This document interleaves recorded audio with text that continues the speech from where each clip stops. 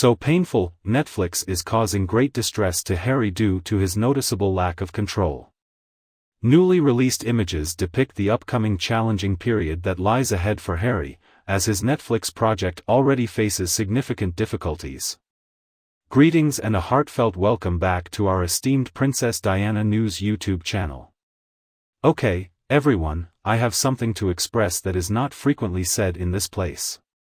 Poor Harry, indeed, not only was he born into royalty, but he also enjoyed a privileged upbringing in exquisite residences and received education from the most prestigious all-boys institution globally. As an exclusive distinction, he currently holds the unique title of being the sole possessor of a hummingbird feeder throughout time. Despite having unlimited privileges, immense wealth, and access to top-notch dental care and entertainment through Netflix, the individual is still susceptible to being betrayed by the company on certain occasions. Netflix unveiled a fresh collection of images from the sixth and last installment of The Crown on Tuesday. In November, the initial episodes documenting the events preceding Diana's death will be released. The second part, which addresses the consequences, will be released in December. Therefore, I would like to direct my attention to a particularly notable photograph that captures a significant event occurring during the summer of 1997. Just over a fortnight prior to Diana's fateful journey to Paris. In the scene, Dominic West takes on the role of Prince Charles while Rufus Campa portrays Prince William. Additionally, we are presented with a youthful Welsh actor named Flynn Edwards, who cleverly embodies the essence of Prince Harry through a captivating pantomime performance. Meanwhile, on X, previously recognized as Twitter, individuals are observing the striking resemblance between Edwards' portrayal of Harry and Ron Weasley. However, no disrespect towards Edwards intended, it is worth mentioning that the casting of a child actor who does not bear much resemblance to the actual Harry, along with the decision to adorn his head with a neon-colored rug, leaves something to be desired. However, it appears that the absurd-looking wig is just the beginning of the unfortunate circumstances for the actual Harry. This upcoming season will prominently showcase the most agonizing and distressing chapter in Harry and William's lives, serving as a source of amusement for the public. In the upcoming season of The Crown, a phone conversation dating back to August 12, 1997 will be vividly brought to life. During that period, William and Harry resided in their grandmother's vast 50,000-acre estate situated in the Scottish Highlands.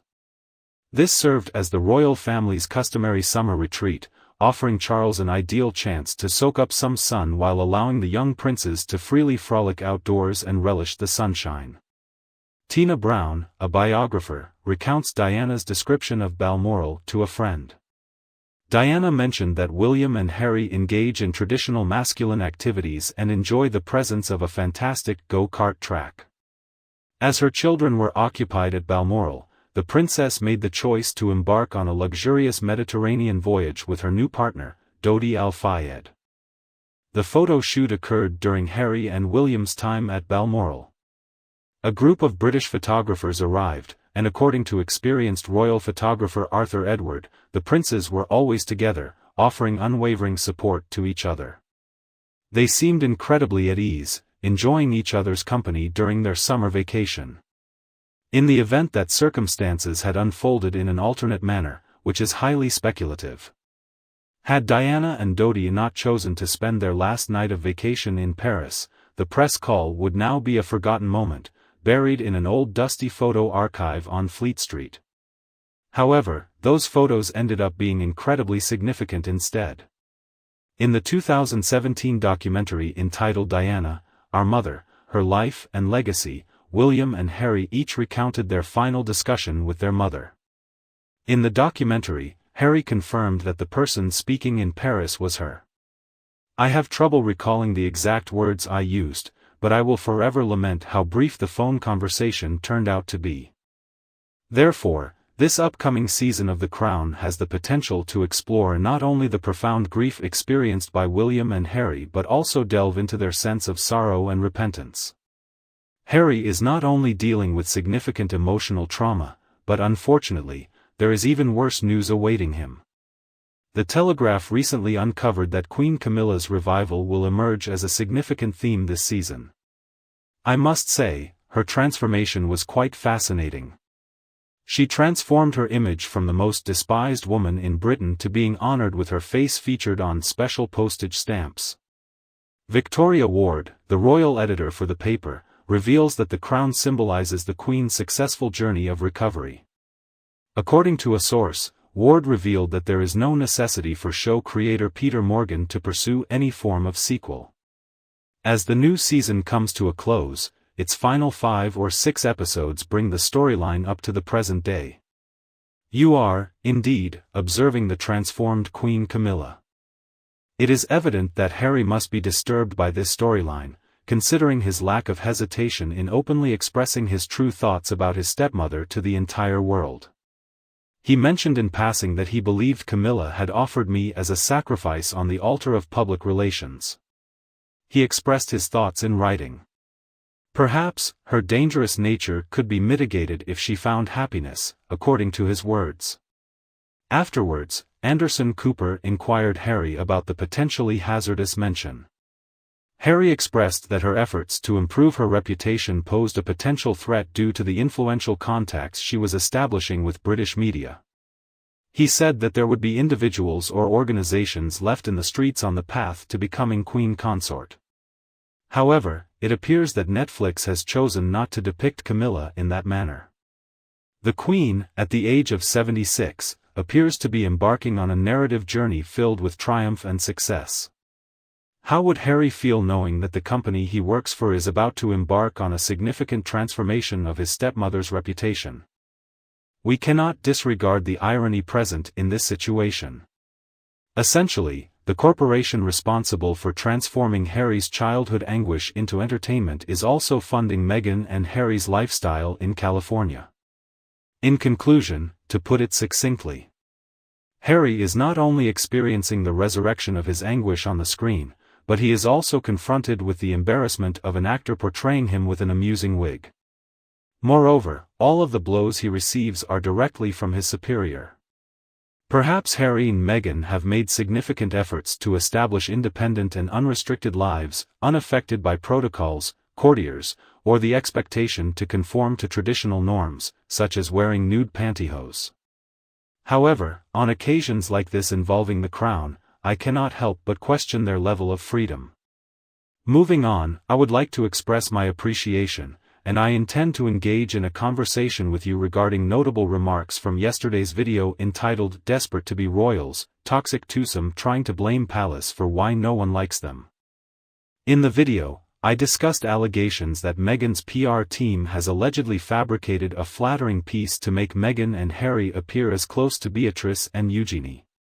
The royal family is worried about the extent of information Harry and Meghan could acquire through their association with the York sisters. So, this is your perspective. Beverly has expressed the following comment: secure the signatures of Beatrice and Eugenie on non-disclosure agreements. That suggestion sounds excellent. Given that they are members of the royal family, I'm uncertain about the mechanics of how that could be accomplished. In all honesty, Beatrice most likely does not have to, but Eugenie certainly ought to. Mabel, I believe Eugenie enjoys instigating conflict by associating with individuals who are no longer relevant. She is displeased with her parents. If her father's circumstances were different and he hadn't faced the consequences of his scandal, she would demonstrate unwavering loyalty. Her contempt for her uncle and his family is evident. However, she loved her grandmother so dearly that she acknowledged Uncle Charles and his family as the rightful successors. This may accurately reflect the current situation. It is possible that she thinks her uncle is treating her father unjustly, with disrespect. And assuming that is true, she should move on from it. She should give her father the freedom to handle his own conflicts. No one else but Diane was responsible for their downfall. Too true, Bonnie states that according to other sources, Eugenie and Jack declined to meet with them in Portugal, and Eugenie informed King Charles that they will not attend any function attended by the malicious couple. Additionally, it appears that Meghan Markle had an intense longing to meet the newborn that surpassed all rationality. She had no desire to lay eyes on the elder child in any way. The general agreement was that Meghan Markle utilized pictures of Eugenie's elder child as her own, causing dissatisfaction to Eugenie. Bonnie, it seems like you might be onto an idea. I highly doubt the credibility of these reports suggesting a close relationship between Harry, Meghan, Eugenie, and Beatrice. I believe this is simply more exaggerated claims from Meghan's public relations team. In my opinion, it's highly likely that Eugenie and Jack currently have no interest in associating with them. Denny expresses disbelief by stating, "It's hard for me to accept." During their get-together, Harry and Meghan went unnoticed by everyone. Yes, Denny, I do recall that. And that is precisely the reason why I remain skeptical about this as well. Paula has returned to offer her perspective once again. Hello, Paula. Paula expresses optimism that the York sisters have reached out to their father for guidance. From my perspective, despite my ongoing reservations about Andrew, I appreciate that he mostly refrains from disclosing family matters. Despite the possibility of him not being an active member of the royal family in the future, Andrew is currently receiving invitations to family gatherings. I believe Harry and Meghan are undeserving of such things. Thank you. I appreciate your assistance, Paula. As expected, I agree with your viewpoint once again. I mean, Andrew being invited exclusively to family events does seem logical. In my opinion, he should not resume his role as a member of the royal family in an official capacity. However, I do concur with your viewpoint that Harry and Meghan are not worthy of being included in family gatherings.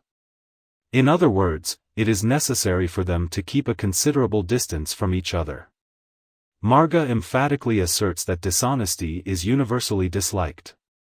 Once again, this statement holds true.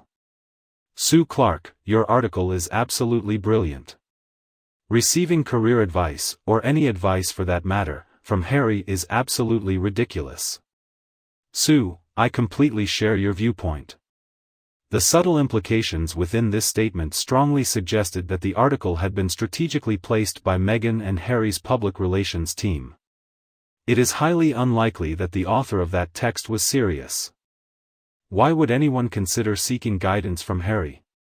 Furthermore, if the royal family possesses highly knowledgeable advisors, it would be wise for them to exclude Eugenie from any family-related discussions.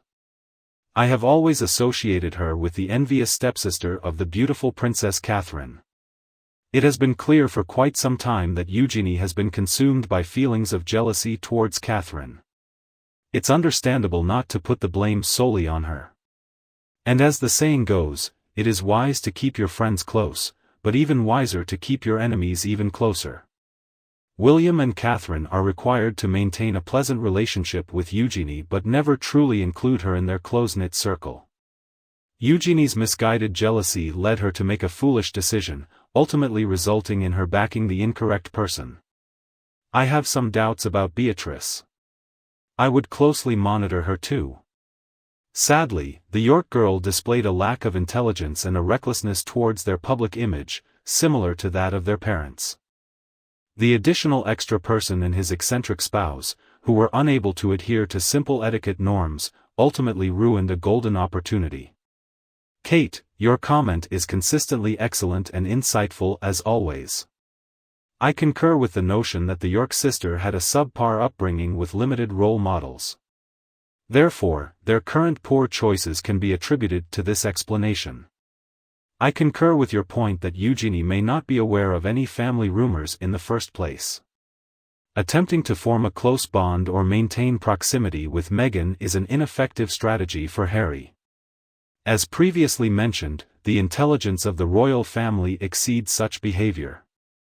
Once again, I express my gratitude to all of you for tuning in and engaging in thoughtful conversations with us. If you enjoyed our video, feel free to give it a thumbs up and share it with your loved ones who would also appreciate it. Make sure to stay tuned and follow the Princess Diana News channel for future updates. We are extremely grateful for your viewership. Farewell, I'll return to visit you again tomorrow.